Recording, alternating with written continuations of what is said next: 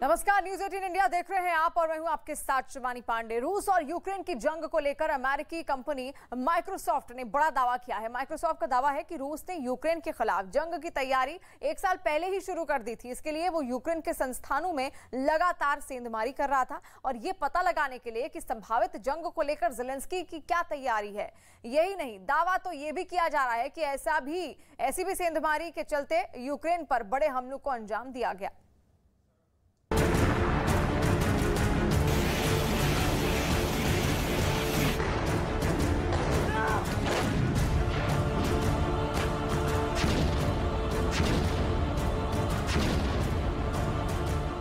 जंग की इस भयावह तस्वीरों में पूरी दुनिया यूक्रेन को हर रोज धुआं होते देख रही है। कहीं यूक्रेन के सरकारी इमारतों पर मिसाइलें बरसती हैं तो कहीं रिहायशी इलाकों पर।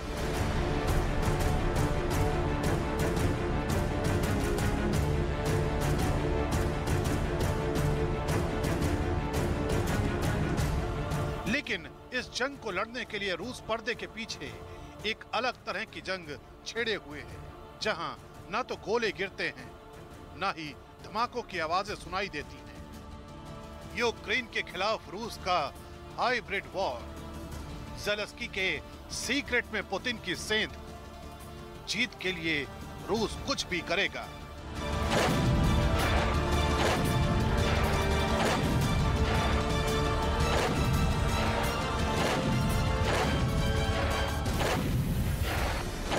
महाजंग की शुरुआत के लिए पुतिन ने 24 फरवरी की तारीख मुकर्रर की थी, लेकिन इस तारीख से करीब 1 साल पहले ही पुतिन ने यूक्रेन के खिलाफ युद्ध की तैयारी शुरू कर दी थी। अमेरिकी टेक्नोलॉजी कंपनी माइक्रोसॉफ्ट का दावा है कि रूस जंग शुरू होने से करीब 1 साल पहले से ही यूक्रेन की जासूसी कर रहा था। इसके लिए रूस के हैकर यूक्रेन के सरकारी और खुफिया तंत्रों पर लगातार साइबर अटैक कर रहे थे, ताकि ये पता लगाया जा सके कि यूक्रेन रूस से होने वाले संभावित युद्ध को लेकर कौन सी रणनीति बना रहा है। युद्ध के मैदान में लड़ाई कहने को बम और गोले से लड़ी जाती है, लेकिन असल कामयाबी उसे मिलती है जिसका सूचना तंत्र मजबूत हो। और दावा है कि यही काम रूस जंग से पहले और जंग के दौरान करता आ रहा है। माइक्रोसॉफ्ट का दावा है कि यूक्रेन पर हर बड़े हमले से पहले रूसी हैकरों ने ऐसे ही साइबर अटैक के जरिए सूचनाएं इकट्ठा की और इन्हीं सूचनाओं की बदौलत उसे इस जंग में शुरुआती बढ़त मिली। उदाहरण के तौर पर 1 मार्च को रूसी हैकर ने यूक्रेन की एक ब्रॉडकास्टिंग कंपनी पर साइबर हमला किया और ठीक उसी दिन राजधानी कीव में रूस ने हवाई हमले के जरिए टीवी टावर उड़ा दिया।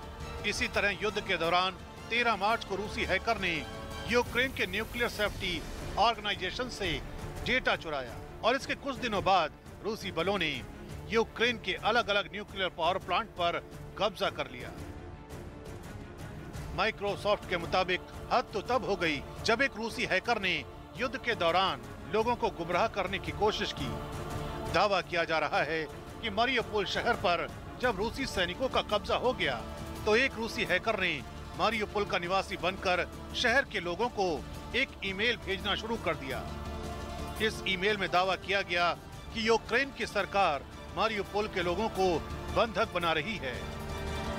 माइक्रोसॉफ्ट का तो दावा है कि यूक्रेन की धरती पर मौजूद रूसी हैकर्स इस वक्त यूक्रेन को मिलने वाली मदद पर भी नजरें गड़ाए बैठे हैं, खासकर बाल्टिक सागर और तुर्की पर, जहां के रास्ते यूक्रेन को मानवीय सहायता पहुंचाने का दावा किया जा रहा है। माइक्रोसॉफ्ट का दावा है कि ऐसे ही साइबर अटैक को लेकर काफी पहले से यूक्रेन की सरकार को आगाह करती रही है, लेकिन किसी भी सरकार या संस्था के लिए ऐसे साइबर अटैक से 100% सुरक्षा मुमकिन नहीं है। और ज़ेलेंस्की की दीवार में आखिर सेंध कौन लगा रहा है? 1 साल पहले से जंग लगातार जारी है और फिर भी अब भी ये लगातार जंग चल रही है, क्योंकि कई तरीके से यूक्रेन को हथियार मुहैया कराए जा रहे हैं और महाजंग का दुनिया या तो रूस के चश्मे से देख रही है या फिर यूक्रेन के नजरिए से। और इसलिए इसमें रूस और यूक्रेन की जीत या फिर हार ढूंढी जा रही है। लेकिन इस पूरे सीन में एक तीसरा पक्ष भी है और वो है अमेरिका। युद्ध के बीच अमेरिकी जिस नीति के साथ आगे बढ़ रहे हैं उसे देखकर अब दुनिया के बड़े बड़े थिंक टैंक कह रहे हैं कि जंग पुतिन जीते या ज़ेलेंस्की, दोनों की सूरतों में असल जीत बाइडेन की ही होगी। कैसे, ये आपको इस रिपोर्ट में पता चलेगा।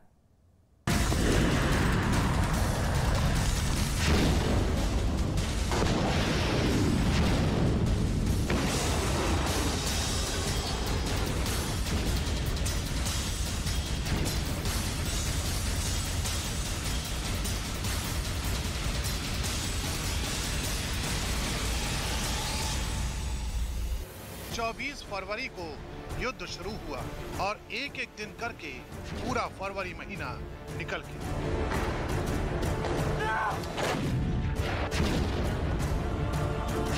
रूस के बम बारूद और मिसाइल हमलों के बीच मार्च के पूरे 31 दिन भी आंखों के सामने एक एक कर गुजर गए।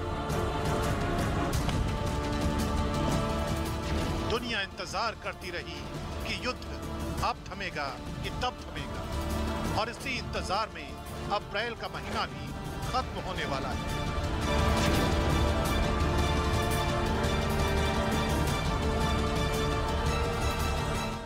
अब सवाल ये कि यह महायुद्ध कब तक चलेगा? क्या जब तक युद्ध का नतीजा नहीं निकलता तब तक यूक्रेन की धरती रूस के गोलों से दहलती रहेगी? 24 फरवरी से लेकर अब तक युद्ध की जो स्थिति बनी है वो इस ओर इशारा करती है कि फिलहाल ये महाजंग एक तलवार की धार पर टिकी है, यानी आने वाले दिनों में यह युद्ध किसी भी ओर मुड़ सकता है। मतलब ये कि अभी तक की स्थिति बताती है कि युद्ध में विजेता रूस भी हो सकता है या फिर जंग की बाजी यूक्रेन के हाथ भी लग सकती है।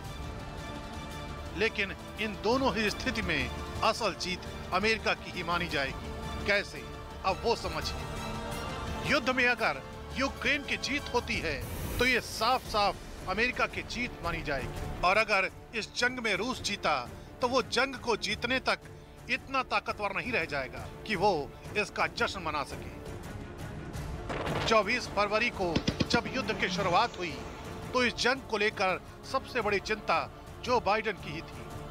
तब बाइडेन प्रशासन को ये डर था कि कहीं जंग विश्व युद्ध की वजह न बन जाए या फिर दुनिया के ऊपर परमाणु युद्ध का खतरा न बढ़ा दे। लेकिन अब जंग के 2 महीने बाद अमेरिका की ये चिंता दूर हो गई है और अमेरिका की बेफिक्री के संकेत उसके बयानों से भी मिल रहे हैं। जहां तक जंग को लेकर रूसी मकसद की बात आती है, रूस इसमें पूरी तरह से फेल साबित हुआ है। यूक्रेन बढ़त बना रहा है।